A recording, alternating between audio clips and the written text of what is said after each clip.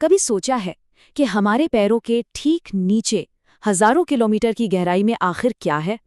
आज हम एक ऐसी ही यात्रा पर निकल रहे हैं, सीधा पृथ्वी के केंद्र तक।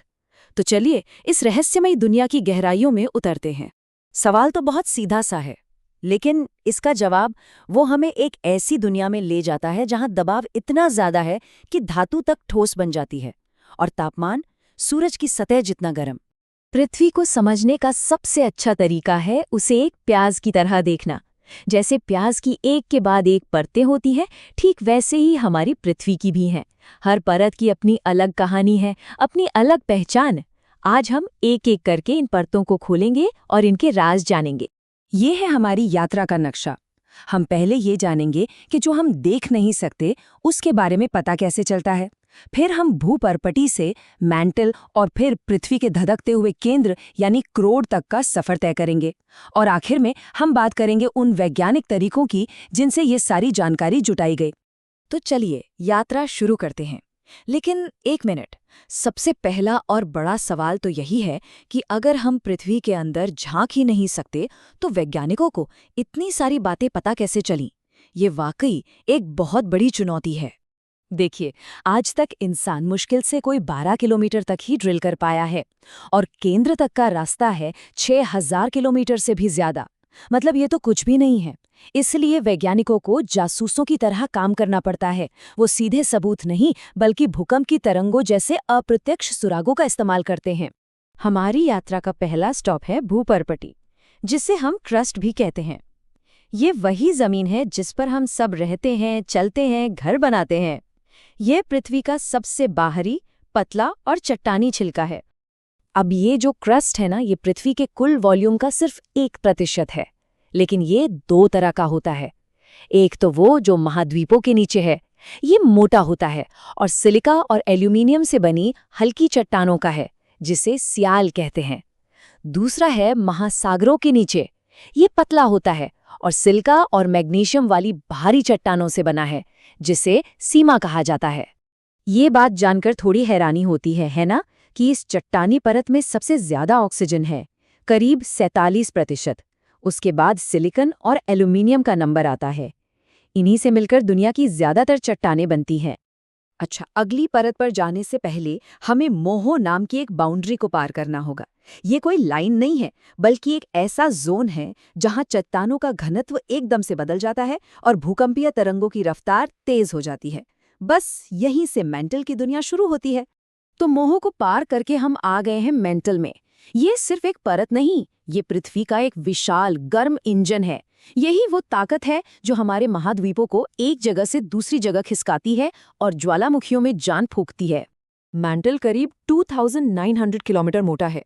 वैसे तो ये ठोस चट्टानों से बना है, पर बहुत ज्यादा गर्मी और दबाव की वजह से ये लाखों सालों में समझिए गाढ़े शहद की तरह धीरे धीरे बहता है। और इसी बहाव की वजह से हमारी टेक्टोनिक प्लेट्स खिसकती हैं, जिससे भूकंप और ज्वालामुखी जैसी घटनाएं होती हैं। जरा ये आंकड़ा देखिए, 84% पृथ्वी के कुल वॉल्यूम का इतना बड़ा हिस्सा सिर्फ मेंटल है। इससे अंदाजा लगता है कि ये परत कितनी विशाल है और हमारे ग्रह के लिए कितनी जरूरी।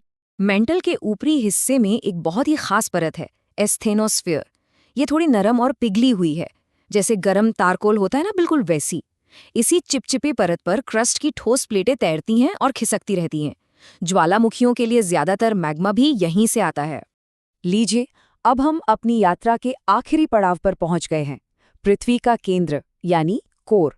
ये हमारे ग्रह का पावर हाउस है। सूरज की सतह जितना गर्म और इतना घना कि जिसकी हम कल्पना भी नहीं कर सकते। कोर ज्यादातर लोहा और निकल जैसी भारी धातुओं से बना है, इसीलिए इसे निफे भी कहते हैं। ये इतना भारी है कि पृथ्वी के कुल वजन का लगभग 1/3 हिस्सा तो इसी में है। और सबसे मजेदार बात यह है कि इसके 2 हिस्से हैं, एक पिघला हुआ बाहरी कोर और एक ठोस अंदरूनी कोर। तो सवाल ये है कि एक पिघला हुआ और दूसरा ठोस क्यों?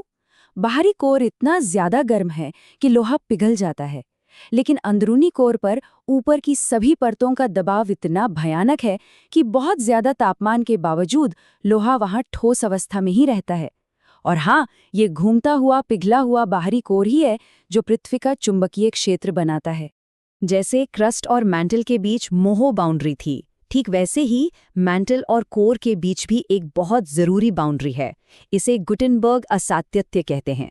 ये वो जगह है जहां चट्टानी मैंटल खत्म होता है और पिघला हुआ धातु का कोर शुरू होता है।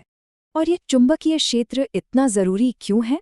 असल में ये एक अदृश्य ढाल की तरह है जो हमें सूरज से आने वाली खतरनाक सोलर रेडिएशन से बचाता है। इसके बिना शायद पृथ्वी पर जीवन ही संभव न होता। और ये सब उस घूमते हुए पिघले लोहे की देन है जो हजारों किलोमीटर नीचे मौजूद है। चलिए अपनी इस यात्रा पर एक नजर डालते हैं। ये टेबल साफ साफ दिखाती है कि कैसे सतह से केंद्र की तरफ जाते हुए हर परत मोटी और घनी होती जाती है और उसकी बनावट भी पूरी तरह बदल जाती है, हल्के सिलिकेट से लेकर भारी लोहा निकल तक।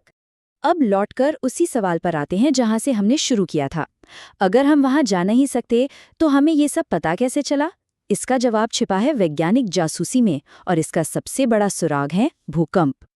देखिए, वैज्ञानिकों के पास ज्वालामुखी से निकले लावा जैसे कुछ सीधे स्रोत तो हैं, पर ये हमें ज्यादा गहराई की जानकारी नहीं दे पाते। असली राज खुलते हैं अप्रत्यक्ष स्रोतों से, खासकर भूकंप से निकलने वाली तरंगों से, जो पूरी पृथ्वी के आर पार चली जाती हैं। अब समझिए ये काम कैसे करता है। भूकंप से दो तरह की तरंगें निकलती हैं, पी तरंगे और एस तरंगे। पी तरंगे ठोस और तरल दोनों से गुजर सकती हैं, लेकिन एस तरंगे वो सिर्फ ठोस चीजों से ही गुजर सकती हैं। जब वैज्ञानिकों ने देखा कि एस तरंगे पृथ्वी के केंद्र से गुजर ही नहीं पा रही हैं, तो ये सबसे बड़ा सबूत था कि बाहरी कोर जरूर तरल यानी पिघला हुआ है। तो हम अपनी यात्रा को इस एक सवाल के साथ खत्म करते हैं। हमारा सुरक्षा कवच, ये चुंबकीय क्षेत्र, पिघले हुए बाहरी कोर की वजह से है।